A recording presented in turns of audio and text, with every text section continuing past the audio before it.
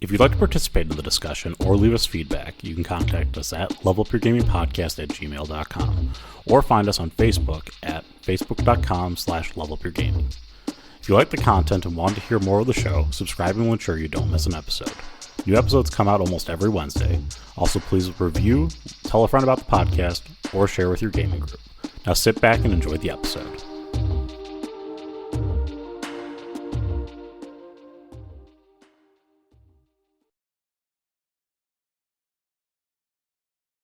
Welcome into the Level Up Gaming Podcast. My name is Aaron, and joining me virtually, I've got Josh. Josh, how you doing? I'm sort of trying my best to burn myself out. How you doing? Yeah, I'm doing all right myself. Just hanging in there. I have the baby, so I'm already burnt out. Fantastic. Yeah. I went for like a Halloween weekend away camping, and I came back and just like threw myself at 60 projects at the same time. I really need to relax and go for something small. Yeah. So a one-shot campaign? Well, maybe just like get a one shot in place, and then we'll see where it goes from there. Oh, okay, all right. I see what you're doing here. Again, I think this is sort of the natural evolution of what we always talk about in a let's make a one shot, which is what's that next step? Leaving the door open for maybe something a little bigger. And I think it'd be fun to talk about doing that, taking a one shot, something small, something easy, something that's got sort of a low bar for admission, and what would actually be involved in taking that and turning it into something, I don't know, more epic. Yeah. Let's talk about that. Let's actually talk about the next layer of the onion in our Let's Make a One Shot series, which is let's turn your one shot into something larger. Mm-hmm. Yeah. I think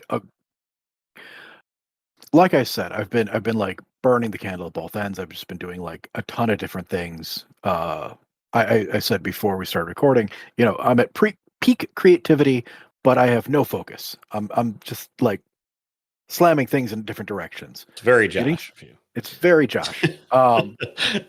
And I think that one shots are really great for at least for me, in the fact that it's not a grandiose object. It's not a massive undertaking. You're not rebuilding a whole thing.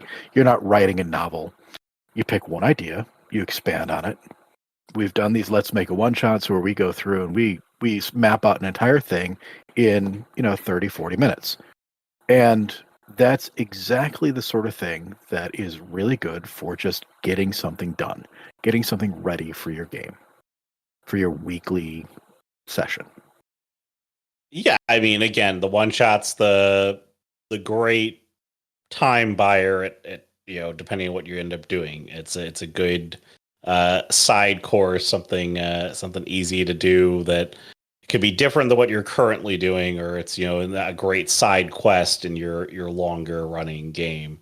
We've mentioned all those things before. Right now, I am currently running a one shot game for my group to buy our other GM in the group more time to kind of get out of his writer's block and funk.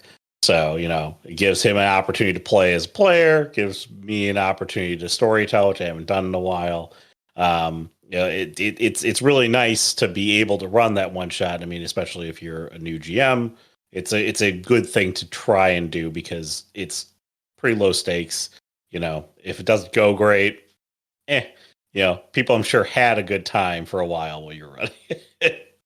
Yeah, I think, and it's nice to create these one shots because they don't have a lot involved in them. Your story isn't too complex, so it's real easy for your players to catch on, see what's going on. The theme doesn't necessarily need to be as serious. You can sort of have fun with it. You're light on NPCs, you're light on encounters, so you don't have as much prep work in making these things. And if your full-time GM is having writer's block, throwing one of these things at him is always great because you don't know where you're going in the big story. Forget about the big story. Just make something dumb and easy. Yeah, and there's a lot of good ways to do this. And again, I encourage you to go listen to our Let's Make a One Shot. So I think we've done about 5 of them so far. They can be all sorts of different themes and different layers of camp and different layers of combat and all that. They're not incredibly challenging to put together, I would say, and it's a good way to kind of flex your story writing muscle without, again, having to think about what's going to happen in chapter 17 of this long novel this epic that I'm trying to build for my group. It also helps you figure out what your group likes and how to create a game, how to pivot, how to think on your feet. You talked about improv. There's just a lot of good things that come out of making a one-shot game, and they can be really memorable and really fun too. So don't think of them as just being these throwaway pieces that you have out there. They're good. They have benefit to them because depending on how you design them, they can be very engaging and very memorable. Yeah. So a while back, I had mentioned that I had a corporate role-playing session, right? Yep. That I was asked to run a short game for some of the people I work with. And it went really well, and people really liked it. And recently, my Tuesday game was sort of in between things, and nobody really wanted to step up and do something. I had just finished the Cyberpunk campaign, and we had done a one-shot with DJ, and Ken had run a quick investigative campaign, and then we were sort of like, well, what's next? And so I busted out the corporate one-shot. And the guys had never played Cairn before, and it is so easy, so real nice for that sort of thing, because there isn't a lot to the system. You could just go into it. And so I ran them through it, and they wanted more. They liked it. They wanted to keep that game and do that. And I said, fine. Anytime we're, short of a system or a game, we can do that as opposed to playing like Murder Trivia Party on Jackbox games, which also is a completely valid thing to do on a Tuesday. So I ran when them you through. role play, you want to role play. Yeah, when you role play, you want to role play. So on Tuesday, the next Tuesday, we went and did the Pop-Up Spirit Halloween, which we had talked about as one of our Let's Make a One-Shots. And so I ran that for them in the same system with the same characters. And they really like that too. And they want to keep going. When we've got, this will be sort of like an ongoing one-shot campaign. And that's really, useful for just like throwing scenarios at people. But if they want to sort of progress in the system, there's some things that I've got to do to sort of make it feel less like just a string of episodes that have no connection and more of an actual campaign that may stretch over a longer period of time. Yeah, I mean, there is more work that you have to do when you start to expand the campaign. And if your players like what you've done, and like I said in the Let's Make a One-Shot series, we always talk about kind of leaving it on that kind of cliffhanger or that open-ended thing that allows the players to kind of say like, well, if I really like this or I like the character I'm playing, I want to see where this goes, or you're playing a new system and you're like, I enjoy the system. I want to see how progression goes throughout the system, and and not just how the world is going to evolve throughout your game, but also how I can sort of make impact on the world through the way I progress my character. There's more that you have to do, and obviously you could just disjointedly tell a bunch of one-shot stories. They It's perfectly valid. It works. Same characters, doing crazy things. One day they're fighting off a zombie apocalypse. The next day they're doing a battle of the bands.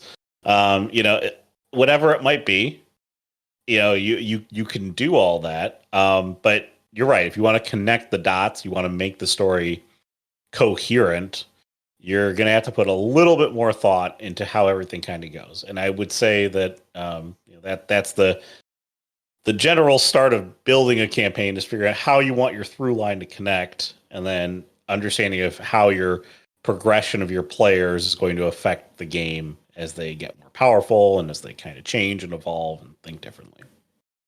Now, so Aaron, what's your favorite part of a campaign as a player? As a player, my absolute favorite part of the campaign is the story.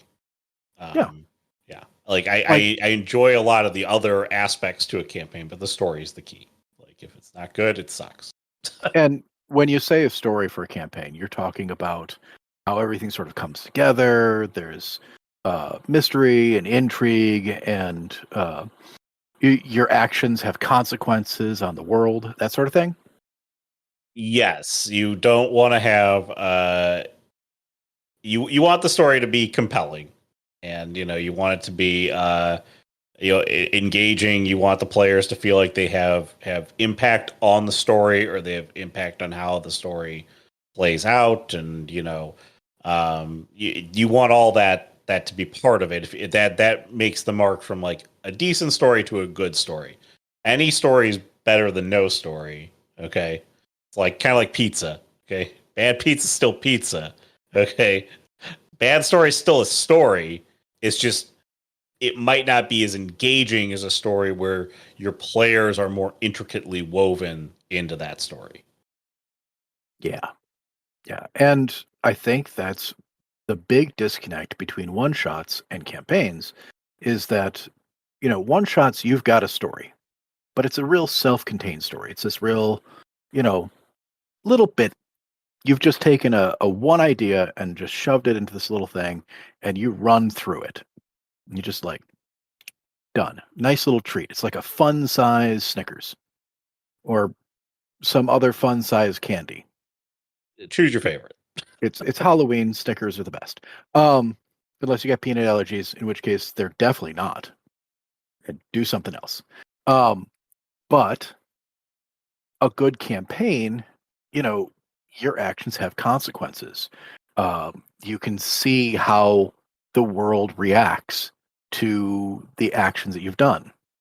You can build it out of a series of one shots, but having that through line, having that, big bad or the reason behind these things or building to some epic conclusion is really what you need to work on. And you got to work on tone and theme. These things are different in one shots. Tone can be a lot more lighthearted in a one shot because, we're not telling an epic story. We're telling a little story. Themes can be more wacky. We talked about Zombies Ate My Neighbors, or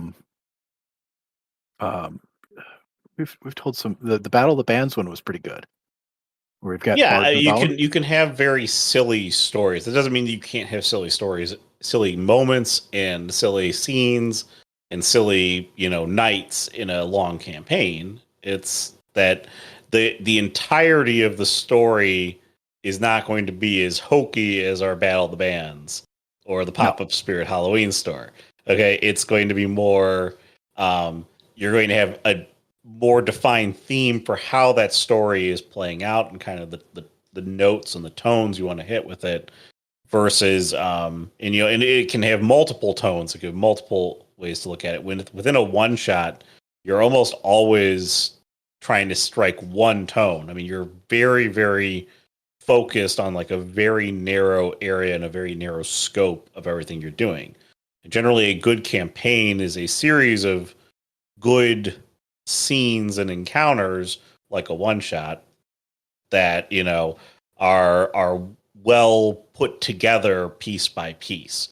So again, that's where Josh said you've got to have a through line to it. You can't just have it be this disjointed one shot.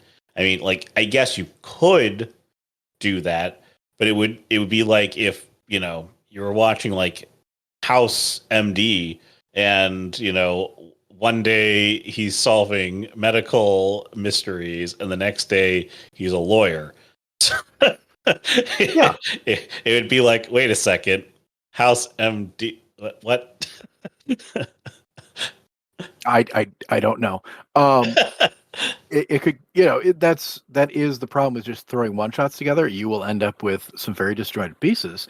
But if you can come up with sort of like a through line, like, you know, the doctor, lawyer who races cars and also is the captain of a spaceship, it's all a thing. You could make it work, but really you should, if you're going to take a one shot, your players liked that one shot, they liked it for a reason. They like the characters, they like the style, and they want to continue that. That's what's great about one shots. Is yes, Aaron said it before. You can find out what your players like, but you can't do the same thing all the time because if it's all the same note in a longer game, it's gonna get pretty stale. Fun and It's like wacky. Josh said, you pick up a Snickers, you eat too many of them, you're gonna get sick of them. You're definitely gonna get sick of the Snickers after a while. Or I'm they'll not make there you yet. sick, whichever one. Give it a week or two of all this Halloween candy, and I will definitely be sick of these things. Um, so, but like, yeah, the variation in your tone in a longer game, that makes the funny events funny. That makes the sad events sad. That makes the epic events epic. If everything is always the same note, it's gonna get, even if it's the most epic thing ever, it's gonna get bland. That's what I think is happening to like the Marvel movies, right? They made like these massive epic things for years and years, and they got to keep making it more epic. And now people are just like, you have to have some tonality shifts. Um, Through line, tone shifts. You need to have consequences for your actions. So, what do you do when you're making a one shot to sort of set yourself up for success? What would you do, Well, Aaron? when you're making a one shot, setting yourself up for success, I mean, you're trying to just make sure that the players have a very defined goal and that they can achieve that goal within the one shot. You don't want your players showing up in the one shot and being like, "You figure it out. I don't know what I'm doing." Yes, absolutely. Make it understandable. Give a person, a direction and say, go there, do that thing. That's One great. shot's very much of like here's the scent. Like your players are like the hounds tracking something. Like here's the Mhm. scent. Go find it. Okay. Yeah. And if you can take that and expand on it, um, that's how you're going to end up getting into a more of a campaign style. Um, I got some ideas on how things you can throw into one shots in order to sort of set them up for longer games. Um, J.J. Abrams did this a lot. It's called the mystery box. You like the mystery box, don't you, Aaron? What's in the mystery box? It's in the box, Josh. It could be anything. It could be absolutely anything. It could be a mystery box. Um, so in a lot of these stories that he wrote, like the beginning of Lost or Fringe or the first of the new Star Wars movies, there's like a lot of little tidbits of things that were there that weren't really explained. They were just like weird things, just to be weird things, which is great because if people want to find out about something, they'll start pulling on threads. Like his problem was that he didn't know what to do with them once you got to that point. But, we're more experienced storytellers without millions of dollars of budget behind us. So we're going to have to actually come up with some sort of plan on where those things go. he's also in a different world. You're making movies. Somebody has to budget and actually Yes. pitch you the next movie or allow you to make the next movie for you to pay off the mystery box. So, I mean, that's why I never actually watched Lost, but I know the concept behind it. That's why, the show sort of falls off towards the end of it. Well, yeah. And I think, well, it's much easier from our standpoint because we don't have to make millions of dollars worth of movies to explain the mystery box. We can do theater of the mind. We can just throw a map up. We can, do whatever. And we're only playing to an audience of our players. So we can see which threads they're going to pull on. We don't have to do all of them. We can ignore the ones they don't like. Yes. The mystery box is great for us. If you are going to do the mystery box, make sure that it pays off when the players finally find out what's in the box, because nothing's more disappointing than you have chased the mystery box around for, a year and a half, and then you finally get to the mystery box and you're like, oh. Yeah. It should be interesting. But you should know your players at that point. You should know what they like. And the mystery box should play to that. Yeah. Yeah, we talked about you can also, string together one shots, but they should have some sort of common theme or story or backbone to them. And it's nice to try different tones for one shots, even if the theme is the same. So you can have, a gritty investigative story followed by a wacky investigative story, followed by a sad investigative story. But they're all investigative stories. And they're all the same. They're all lined up with the same original basic theme behind them.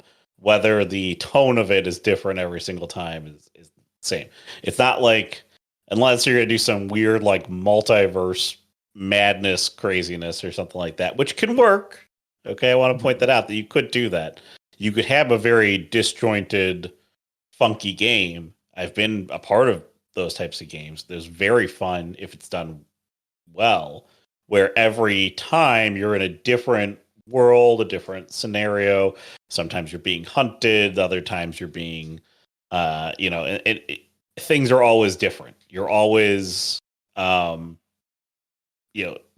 is no theme, so to speak, that's running through them, besides that they're all just weird, or they're all extraordinary in some way. And that can be fun too. That can be just like a series of events that you sort of have to play through. But even in sort of that episodic style of weirdness, say like, the Doctor Who show, you're going to have some reoccurring enemies, some like season-based storylines that you come back to. Like in Doctor Who, for example, which is always all over the place with most of the stuff that they do, they always have, the reoccurring, the Daleks, and they've got the, they have kind of like the conflict between the Doctor and them, and then you have his love interest that's moving through time as well. Like it's well done in that regard. That makes it interesting to kind of see how things kind of connect, even though everything's just so wacky every time you see him. Okay. It's always weird and different, and that makes sense. And again, that's why I said, if you're going to do some weird kind of jumpy game that's a la Doctor Who, or, your multiverse of madness, whatever it's going to be, it's got to have there is like an underlying thread that can connect all those things to make it make sense when you want to say, okay, we're done doing this. We've had our fun, scuba diving in the ocean, being astronauts, whatever, all the different funky things that we're going to do here. At the end of it, you can tie all that together, or even you can ignore the main theme that connects them for quite a while until you much later on, and then you can sort of shoehorn it back into how you did all those one shots. Like there's a lot interesting ways you can do it. If you think about how you narratively tell a story, you can try and you'll figure out thematically things that you do similarly that you can sort of connect at the end. Yeah, but don't just try and shoehorn it in because you feel like shoehorning it in. Once again, make it pay off for your players. You're there to have a good time, and everybody should be enjoying it. Your story should be part of that. Another fun thing that I thought would be great for turning a one shot into a bigger campaign is a lot of the one shots we've talked about have, they've got a story and a conclusion, but we never have to deal with the consequences. What happened in that conclusion, in that final fight, or what had happened over the course of the story, Bard to the Bone, they're raising armies of the dead to fight against each other using a magical instrument. That could be world changing. That could be a huge thing. You've got there's the assassination at the opera. What's going on with that? Political intrigue, issues all over the place. You've got the pop-up Spirit Halloween. Now you've got some random wizard who's accidentally opening up portals and letting spirits come in and inhabit people in the city. That could be a problem. Something could have come through. Consequences are an excellent way to take that one shot and sort of stretch it out until you figure out where that campaign's going. Yeah, no, I mean, again, your players have impact on the world. It's part of the fun of a campaign, is to kind of see how your actions shape the world around you. So, yes, consequences. Again, when I hear consequences, I always think bad things happening, but it's not necessarily bad things happening. It's reactions to what your players do. So, and reactions to what the villains and random bystanders who you're going to have be integral to your story do. They are the ones who shape the world around you. That's the difference really between a campaign, is that it's evolving based on how people act. Because your players, no matter how let's say you designed a brilliant campaign. Okay, like straight up, we're not going to do this one shot into a campaign thing. You design this brilliant campaign, and you have a long-winded thought process of how the players are going to get from point A to point Z. Okay, and they're going to hit every letter in the alphabet: B, C, D, E, blah blah blah, and then so they hit B, they hit C. You're like, oh, this is so easy. They're working their way through it, and they're like, oh, we found P. They're like, oh, they just skipped half of my story.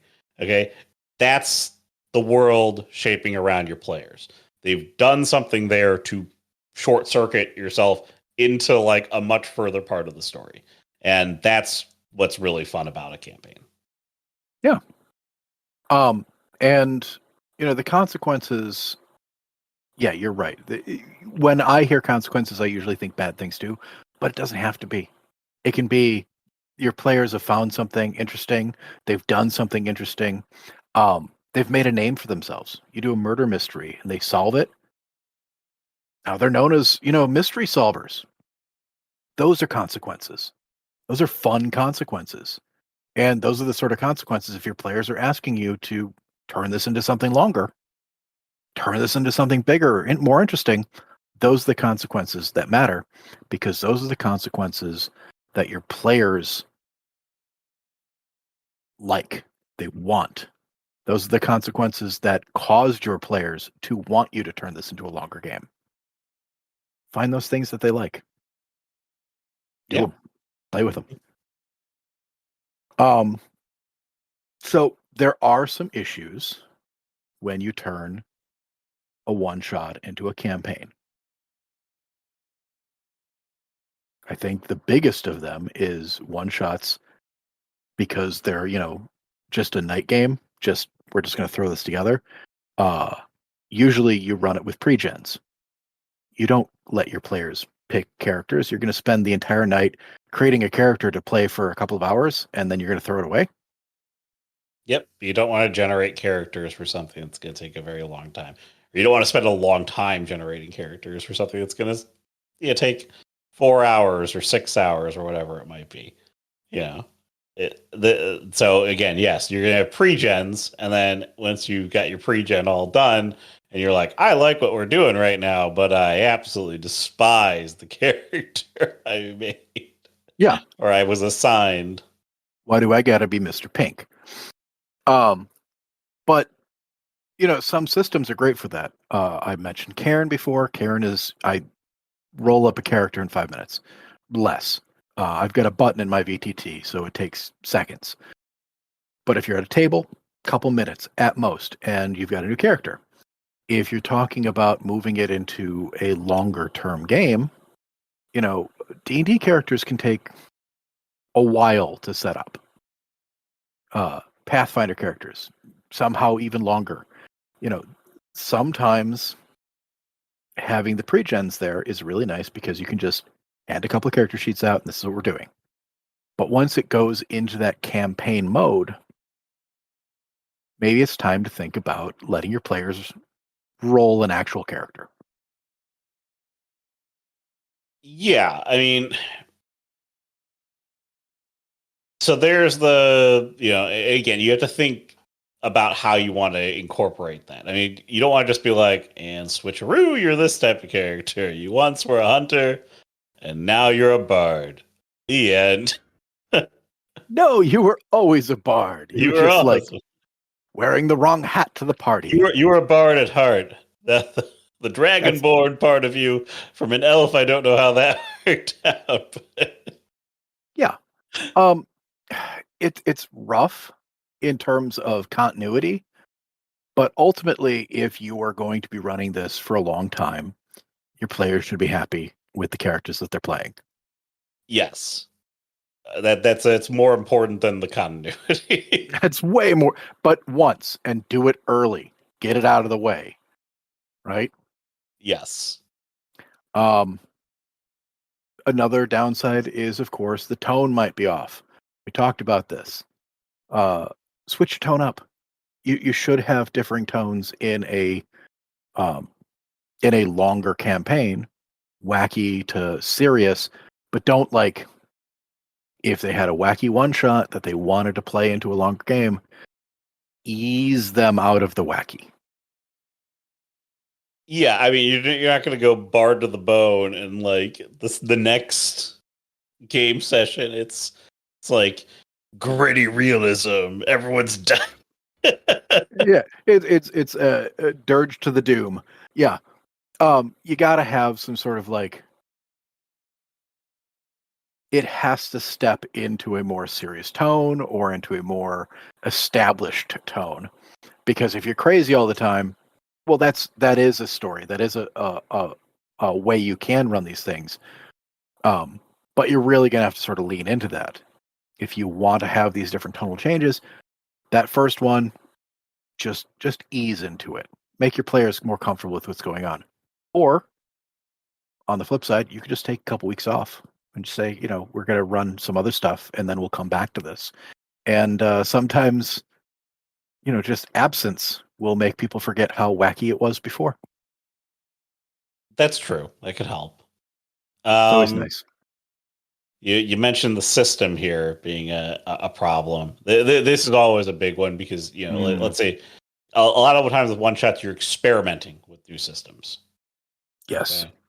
Okay. Jared did a one shot for Call of Calder, which was a game he had purchased some access to, which used the trophy system, and the whole concept was running into this forest and retrieving artifacts.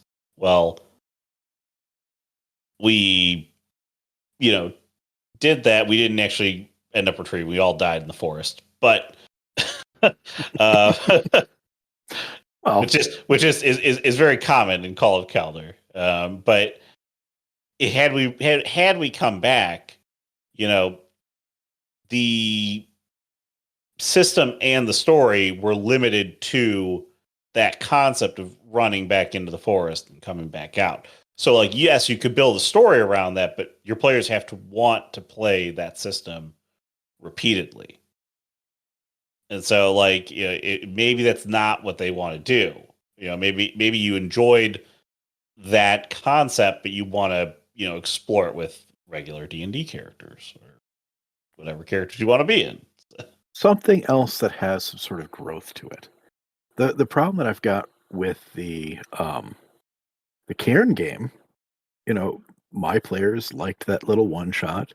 Then they liked the pop-up Spirit Halloween, but there's no way for those characters to grow. There's no XP. There's no class system. There's no levels. They are always going to be whatever their current character is. Like, I can kill off their characters. They can roll new ones constantly.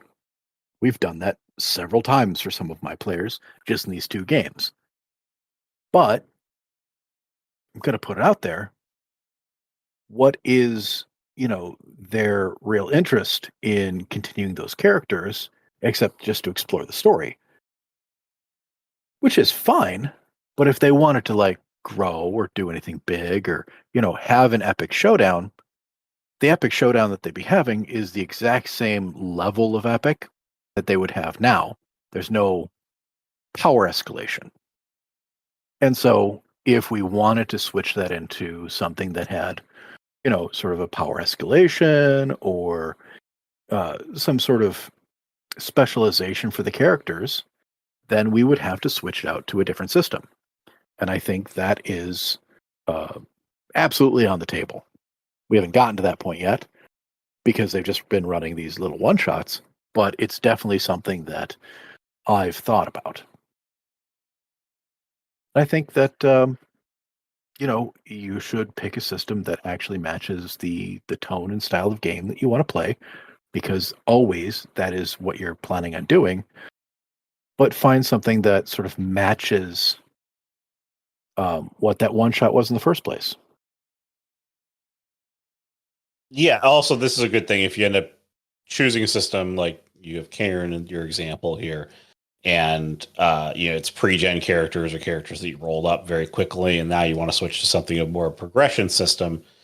That's actually a perfect way to transition the players into that, because that tonal shift into a completely different style of game doesn't require any sort of real explanation other than we're going to do it as a D&D game now. We're the next game of this. It's literally the same tone, but we're going to run it as a D&D game. Yeah, and that lets your characters re-roll their characters so that they can get a character they like. It's a great jumping off point for making the campaign something else. Doing it all at once, an abrupt switchover, is probably the best, because if you sort of do sort of a hybrid system for a while to try and ease into things, it's going to be annoying.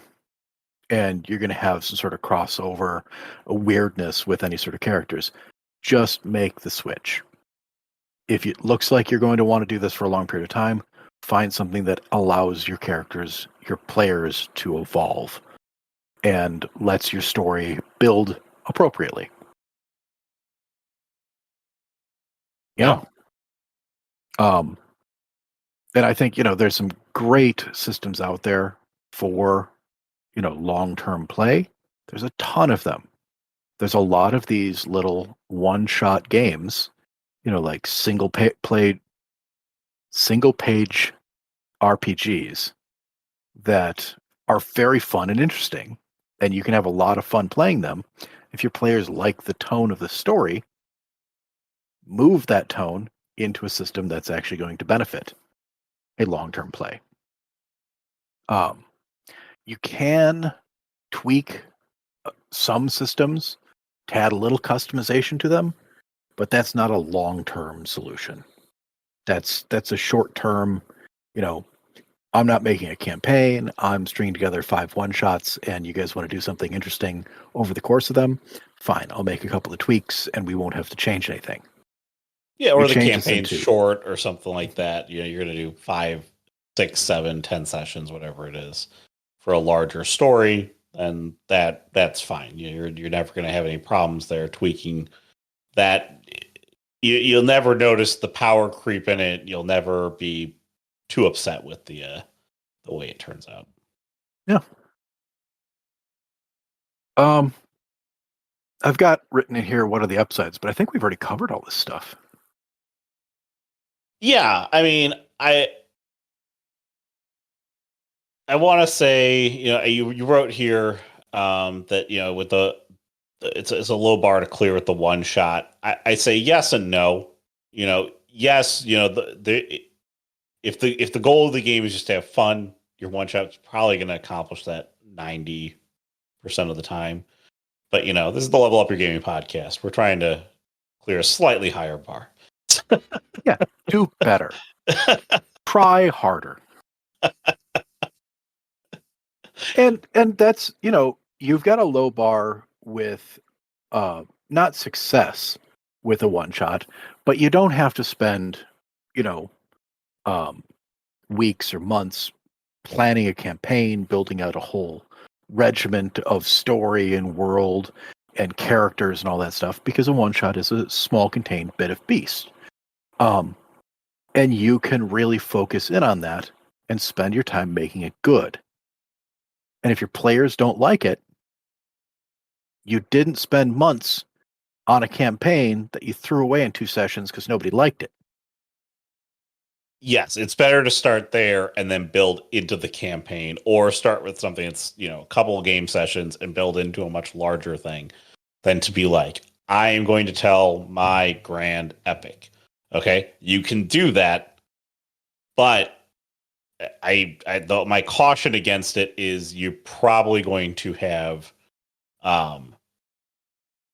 you probably have more issues in building your grand epic than you think you are, and you're probably gonna.